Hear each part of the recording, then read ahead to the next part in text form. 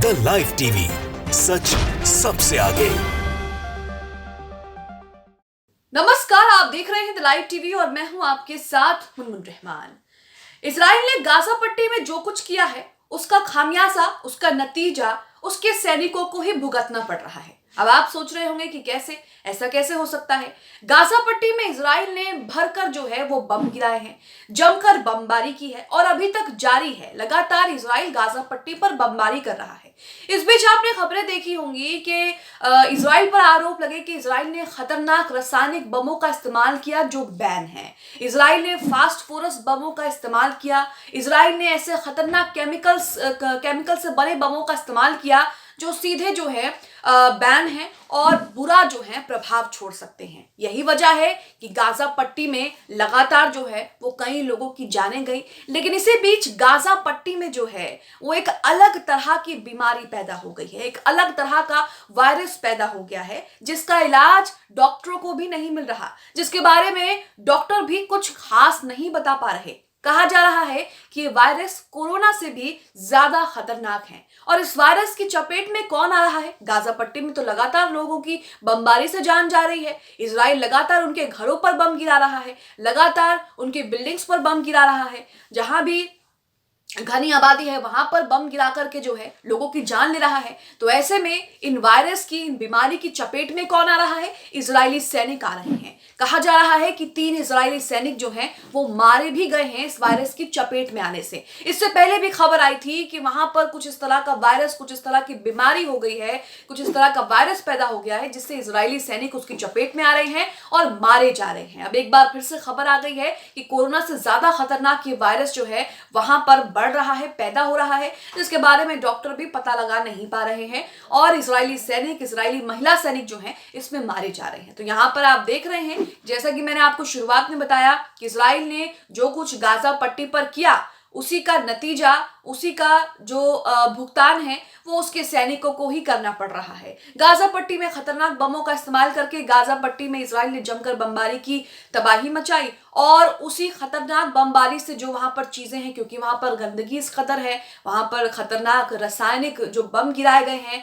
उसका जो रिएक्शन है वो सब कुछ मिलकर जो है वो एक बीमारी पैदा कर रहा है जिसकी चपेट में इजरायली सैनिक आ रहे हैं। इसे लेकर गुलाम नबी मदनी यहाँ पर जानकारी देते हैं। क्या जानकारी आपके सामने है?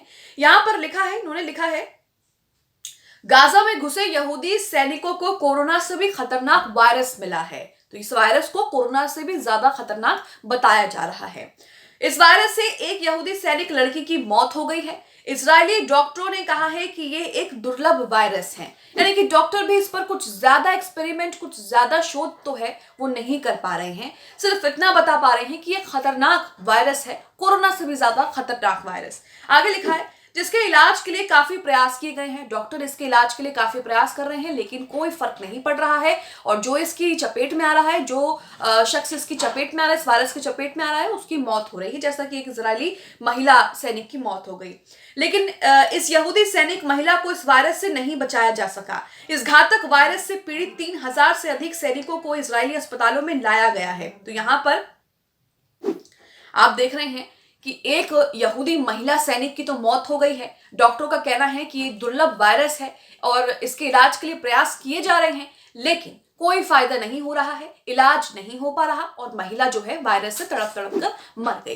इसी के साथ जो आंकड़ा यहाँ पर पेश किया गया वो देखिए, यहाँ लिखा है कि 3000 से अधिक सैनिकों को इजरायली अस्पतालों में भर्ती कराया गया है। यानी कि एक तरफ तो हमास के लड़ाके इन इजरायली सैनिकों को लगातार जो है इन पर हमले कर रहे हैं, इनकी जान ले रहे हैं, लगातार इन्हें ढेर कर रहे हैं। वहीं अगर ये हमास के हमलों से बच भी जाते हैं किसी तरह तो ये वायरस की चपेट में आ रहे हैं और वायरस की चपेट में आने से जो हाल उस यहूदी महिला सैनिक का हुआ वो इन लोगों का भी होगा, क्योंकि इसका इलाज नहीं है। प्रयास किए जाने के बाद भी इसको लेकर एक ठोस इलाज जो है वो नहीं ढूंढा जा रहा है। पता नहीं लगा पा रहे कि ये क्या चीज है और कैसे जो है इसकी रोकथाम होगी, कैसे इसका इलाज होगा।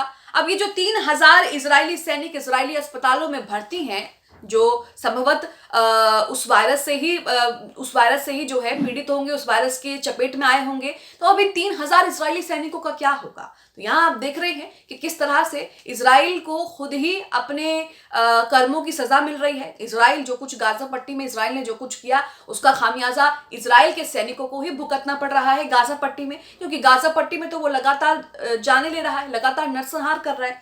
इसी के साथ वहां पर ताजा हालात क्या हैं ये समझते हैं। युद्ध में ताजा हालात क्या है? खबर आ रही है कि इजराइल ने कल भी जो है वो एक अस्पताल पर, गाजा में एक अस्पताल पर जो है वो हमला किया है। ललन टॉप का आर्टिकल आपके सामने है। यहाँ पर हम समझेंगे कि ताजा हालात युद्ध में क्या है, गाजा पट्टी में क्या हो रहा है। आपको बता दें कि गाजा पट्टी में हालात बद से बदतर हो गए हैं। गाजा पट्टी में ना तो खाने के लिए खाना है, ना पीने के लिए पानी है, और ना ही लोगों को इस सर्दी में सिर छुपाने के लिए कोई छत है। लगातार इजराइल जो है वो उन पर हमले कर रहा है और लगातार उनके घर तबाह कर रहा है। पूरी गाजा पट्टी को इजराइल ने जो है वो कब्रिस्तान मलबे में तब्दील कर दिया है। यहाँ लिखा है कि गाजा के अस्पताल पर इजराइल का हमला, कम से कम 50 लोगों की इस हमले में मौत की खबर आ रही है। यहाँ लिखा है कि इजरायली सेना ने गाजा के दक्षिणी शहर खान यूनिस पर हमला कर दिया। हमले के बाद हजारों फिलिस्तीनियों को गाजा में दक्षिण की तरफ भागने के लिए मजबूर होना पड़ा। एसोसिएटेड प्रेस की रिपोर्ट के मुताबिक लोग पैदल ही हाईवे से भाग रहे हैं। शहरी इलाकों में तबाही का मंजर है। संयुक्त राष्ट्र का कहना है कि इजराइल और हमास में जारी जंग के चलते अब तक गाजा के 23 लाख लोगों में से करीब 85% लोग विस्थापित हो चुके हैं। गाजा के हर 4 लोगों में से एक के सामने भूखमरी की स्थिति है। अमेरिका ने भी इजराइल से अस्पतालों में मासूमों और लोगों को, मेडिकल स्टाफ को सुरक्षा देने की अपील की है, लेकिन इजराइल क्या कर रहा है ये तो आप सबके सामने है। आप सोशल मीडिया पर तस्वीरें देख सकते हैं कि इजराइल क्या कर रहा है और किस तरह से गाजा पट्टी में जो है वो लगातार तबाही मचा रहा है। अब यहाँ पर ललन टॉप ने जंग की ताजा हालात समझाने के लिए कुछ पॉइंट्स दिए हैं। यहाँ लिखा है कि इजराइल के प्रधानमंत्री नेतन्याहू ने हमास पर पूरी जीत तक आक्रमण हमले जारी रखने में गाजा में अभी तक बंधक 100 इजरायली नागरिकों को वापस लाने की कसम खाई है। यानी कि इन शॉर्ट यहाँ पर नेतन्याहू जो है गाजा में हमले रोकना नहीं चाह रहे हैं। गाजा के खान यूनिस शहर के पश्चिम में अल ममासी जिला है। न्यूज एजेंसी रॉयटर्स के मुताबिक इजरायली सेना पहली बार इस जिले में घुसी और अल खैर हॉस्पिटल पर हमला कर दिया। इस हमले में रात भर में कम से कम 50 लोग मारे गए हैं। फिलिस्तीन की तरफ से यह भी कहा गया है कि इजरायली सेना ने खान यूनिस के एक और अस्पताल अल अमल को भी घेर लिया है। बता दें कि इजराइल खान यूनिस को हमास का सबसे प्रमुख हेडक्वार्टर मानता है, लेकिन खान यूनिस में भी इजराइल जो है वो लगातार पीछे ही हट रहा है। संयुक्त राष्ट्र अमेरिका ने इजराइल से अस्पतालों, चिकित्सा कर्मचारियों और बीमारों की रक्षा करने